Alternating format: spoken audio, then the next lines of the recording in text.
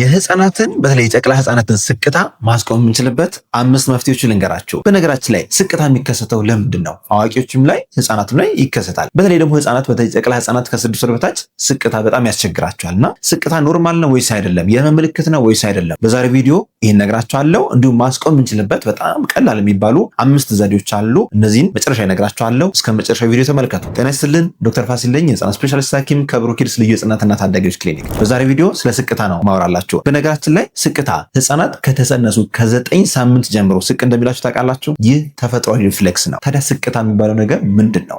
ስቅታ ከምን ይከሰታል? ከተከሰተስ ወይም ተከታታይ ከሆነስ እንዴት እናቆማል የሚለው ነገር በዛሬ ቪዲዮ እናያለን። ከዛ በፊት ግን ምናልባት ለዚህ ዩቲዩብ ቻናል አዲስ የሆናችሁ ሰዎች ካላችሁ ይህ ብሩክ ኪድስ የሚባል የዩቲዩብ ቻናላችን ነው። ዘውትር ሰኞ፣ ሮብና አርብ አዳዲስ መረጃዎችን ለእናንተ ለወላጆች የምናቀርብበት አጫጭር ትምህርቶችን የምናስተምርበት ሚዲያ ነው። የዚህ አገልግሎት እንዲሰፋ ከፈለጋችሁ ላይክ፣ ሼር፣ ኮፒ ሊንክ ማድረግ አትርሱ። እንዲሁም ሰብስክራይብ ያደረጋችሁ የደውል ምልክት እየተጫናችሁ አዳዲስ መረጃ ስንለቅ ወደ እናንተ ማድረስ ትችላላችሁ። የደውል ምልክት ካልተጫናችሁ ግን አዳዲስ መረጃዎች ስንለቅ ወደ እናንተ ላይ ቀርብ ይችላል። ስለዚህ ስቅታ ምንድን ነው? ስቅታ ማለት በዋነኝነት ፍሬኒክ ነርቭ የሚባለው ነርቭ ከጭንቅላታችን እስከ አንጀታችን የሚሄድ ሲሆን እዚህ ነርቭ ላይ በማንኛውም ብራንች ወይም በማንኛውም ቦታ ላይ ኢሪቴሽን ካለ ወይም ስቲሙሌት የሚያደርግ ወይም የሚነካካ ነገር ካለ በማንኛውም ሰዓት ይህ ፍሬኒክ ነርቭ የሚባለው የነርቭ አካል ዲያፍራም የምንለውን የጡንቻ ክፍል እንዲኮማተር ያደርጋል። ዲያፍራም ማለት ሳምባችንና የሆድ ዕቃችንን የሚለይልን ጡንቻ ማለት ነው። በምስሉ ላይ እንደምትመለከቱት ይህ ዲያፍራም ይባላል። የዚህ ዲያፍራም ድንገተኛ መኮማተር ከፍተኛ ስቅታን ሊያስከስት ይችላል። ለህፃንም ለአዋቂም ስቅታን ያስከትላል።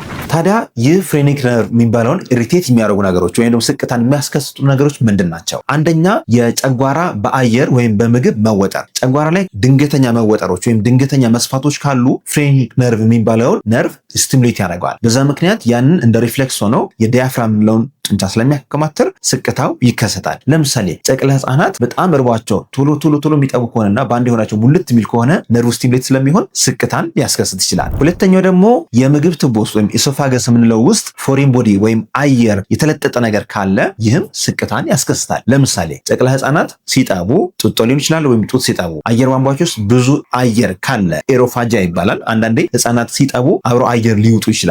የዛኔ የቱባቸው ክፍል ይወጠራል በአየሩ ምክንያት የዛኔ ስቅታ ሊያስከስት ይችላል። ስለዚህ አየሩ ለብቻው ኢሪቴት ስለሚያደርገው ያን ጡንቻና ያን ነርቭ እሱ በራሱ ስቅታን ያስከስታል ማለት ነው። ሌላው ደግሞ አሲድ ሪፍሌክስ ካለ ከጨጓራ ወደ ላይ ወደ ቱቦ የሚመለስ አሲድ ሪፍሌክስ ካለ ይሄም የምግብ ቱቦን ስቲሙሌት ያደርጋል። ያ ደግሞ ፍሬኒክ ነርቭ ያልኳችሁ ነርቭ ስቲሙሌት ስለሚያደርገው ለስቅታ ያጋልጣል። ሶስተኛው ደግሞ የአንጀት መዘጋት ካለ የአንጀት መዘጋት ወይም መወጠር ካለ ከጨጓራ በታች ያሉ ክፍሎችም ከተወጠሩ ስቅታ ሊያስከስቱ ይችላሉ። አራተኛው ደግሞ በተለይ አዋቂዎች ላይ የሚከሰተው የጉበት፣ የኩላሊት ወይም ሌሎች የጨጓራ ወይም የስነ አእምሮ ኬዞች ካሉ ከፍተኛ ስቅታ ሊያስከስቱ ይችላሉ። ህፃናት ላይ ግን በብዛት የሚያጋጥመን የምግብ ቱቦ ወይም ደግሞ ጨጓራ አካባቢ ያለ መለጠጥ ወይም ድንገተኛ የሆኑ መሙላቶች በትክክል ስቅታን ሊያስከስቱ ይችላሉ። ከዚህ በታች አሁን መዘረዝርላችሁ 3 ዋና ምክንያቶች ደግሞ አዋቂዎች ላይ በተከታታይ ስቅታ ወይም በኃይለኛ መልኩ ስቅታ እንዲከሰት የሚያደርጉ ነገሮች ናቸው። አንደኛ የደረት ውስጥ እብጠቶች ካሉ ወይም ሚዲያስትናል ቲዩመርስ ካለ ስቅታ ሊከሰት ይችላል። ሁለተኛ ጭንቅላት ውስጥ እጢዎች ካሉ ወይም ከፍተኛ ስትሮክ ካስከሰተ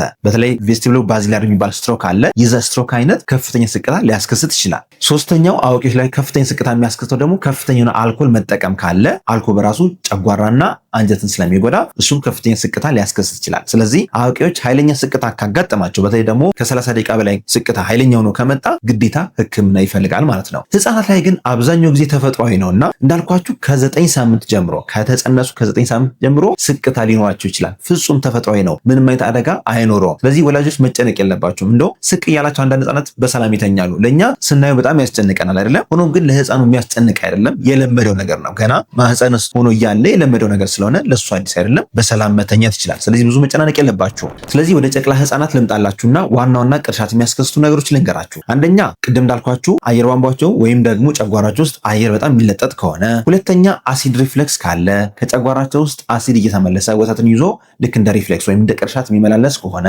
ሶስተኛ አየር የሚወጡ ከሆነ ልክ ጡጦ ሲጠቡ አብረው አየር የሚወጡ ከሆነ፣ አራተኛ ደግሞ የጡንቻቸው ዳያፍራም የምንለው ክፍል በደንብ ያልዳበረ ከሆነ፣ አምስተኛው ዋና ምክንያት ደግሞ ኦቨር ኤክሳይትድ ሲሆኑ ኤክሳይትመንት በራሱ ስቅታን ሊያስከስት ይችላል። እነዚህ ሁሉ ጨቅላ ህጻናት ላይ በተከታታይ የሚያጋጥመን የስቅታ አይነቶች ናቸው። ስለዚህ ወደ መፍትሄዎቹ ከመግባታችን በፊት አንድ ነገር ላስታውሳችሁ። ብሩክ ኪድስ ልዩ ህጻናትና ታዳጊዎች ክሊኒክ ስራ ከጀመረ እነሆ 11 ወር ሞልቶታል። በዚህ ክሊኒክ 24 ሰዓት ህክምና በህጻናት ስፔሻሊስት ሐኪም እየተሰጠ ይገኛል። በዚህ ክሊኒካችን እጅግ ዘመን የሚባል ላቦራቶሪ አለን። በተጨማሪ ደግሞ እጅግ ዘመን የሚባል የአልትራሳውንድ ምርመራ ማሽን አለን። ስለዚህ አልትራሳውንድም የላቦራቶሪ ምርመራ የምትፈልጉ ሰዎች ካላችሁ እንዲሁም የህጻናት ስፔሻሊስት ሐኪሞቻችን ማማከር ከፈለጋችሁ 24 ሰዓት እናንተን ለማገልገል ዝግጁ ነን። ከታች ባሉ ስልኮች ደውላችሁ በአካል መምጣት ትችላላችሁ። ወደ መፍትሄው እንግባ። አንድ ጨቅላ ህጻን ስቅታ ካጋጠሙ ምን ማድረግ አለብን? አንደኛውና ዋነኛው ህጻናት ከ40 እስከ 60 ኤምኤል ከጠቡ በኋላ ሁልጊዜ ማስገሳት ይኖርብናል። ቅርሻት ቢኖራቸውም ባይኖራቸውም ስቅታ ቢኖርም ባይኖርም ከ40 ወይም ከ60 ኤምኤል በላይ በአንድ ጊዜ ኮንቲኒስሊ መውሰድ የለባቸውም። በአንዴ ብዙ የሚለጠጥ ከሆነ አንጀታቸውና ጨጓራቸው ይህ ለከፍተኛ ስቅታ ያጋልጣቸዋል። ስለዚህ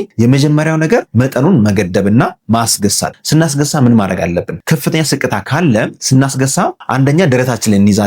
ከትከሻችን ትንሽ ከፍ አድርገን አገጫቸው የእኛን ትከሻ እንዲነካው በማድረግ ደረታቸውን ትንሽ መታ ማድረግ ወይም ማሳጅ ማድረግ፣ በ8 ቁጥር ጀርባቸው ሙሉ ማሳጅ ማድረግ። ይህ አየሩ እንዲንቀሳቀስ ቫይብሬት እንዲያደርግና አየሩ ከውስጥ ያለው ወደ ውጭ እንዲወጣና እንዲያገሱት ይረዳቸዋል። ስለዚህ የመጀመሪያው አየሩን ማስወጣት ነው። ሁለተኛው መፍትሄ ደግሞ ስናጠባ ከፍ አድርገን ብናጠባቸው፣ ለምሳሌ እንዲህ ሙሉ ለሙሉ አስተኝተን ጡት ከማጥባት ይልቅ ተወሰነ አፕራይት ፖዚሽን ብናደርጋቸው፣ ወይም ደግሞ ልክ ማንኛውም ነገር ስታስቀምጡ አየር ከላይ ፈሳሽ ከታች ነውና ጨጓራቸው ውስጥም ያ ወተት ሲገባ፣ ለምሳሌ የእናት ጡት ወተት እንደዚህ ይዘን ሰያፍ አድርገን ስናጠባ ጋዙ ወደ ላይ ይሄዳል፣ ወተቱ ወደ ታች ይሄዳል። እንዲያርገን የምናጠባቸው ከሆነ ግን ሁለቱም እኩል ይገቡና ልጥጥ ያደርጋል። አየሩም አብሮ ይገባል፣ የእናት ጡት ወተት ወይም የጣሳ ወተትም እኩል ይገባል። ስለዚህ ያንን መከላከል ይኖርብናል። በተሻለ መጠን ቀጥ አድርገን ብናጠባቸው ወይም ከፍ አድርገን ብናጠባቸው የተሻለ ነው። ሶስተኛ የእናት ጡት ወተት የምንጠቀም ከሆነና የእናት ጡት ወተት በጣም ብዙ ወተት ባንድ የሚያመነጭ ከሆነና ብዙ የሚያፈስ ከሆነ መጀመሪያ ማለብ፣ ከዛ በኋላ ቀስ ብሎ ሲፈስ ለልጁ መስጠት። በአንድ ጊዜ በጣም ብዙ የሚጠቡ ከሆነ አንደኛ ስቅታ ይኖራቸዋል፣ ሁለተኛ ትንታም ይኖራቸዋል። በአንዴ ብዙ ፍሎ የሚያገኝ ከሆነ ያ ልጅ ጉሮሮ ገና ትንሽ ስለሆነ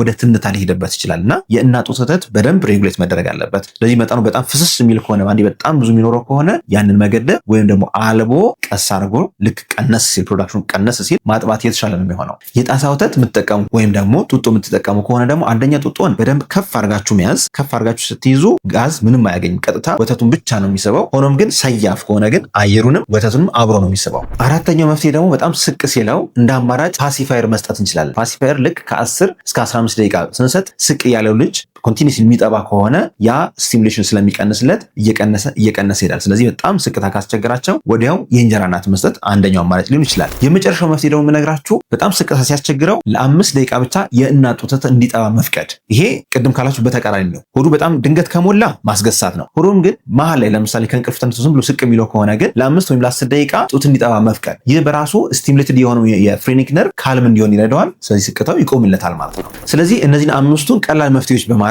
የህፃናትን ስቅታ ማስቆም ይቻላል። ግን ስቅታ በአጠቃላይ አደጋ ያለው ነገር አይደለም። ስለዚህ ወላጆች መጨነቅ የለባቸውም። ስቅታ በራሱ ጊዜ በተለይ እድሜያቸው 6 ወር 7 ወር አካባቢ እየቀነሰ ሄዶ የሚጠፋ ነገር ነው።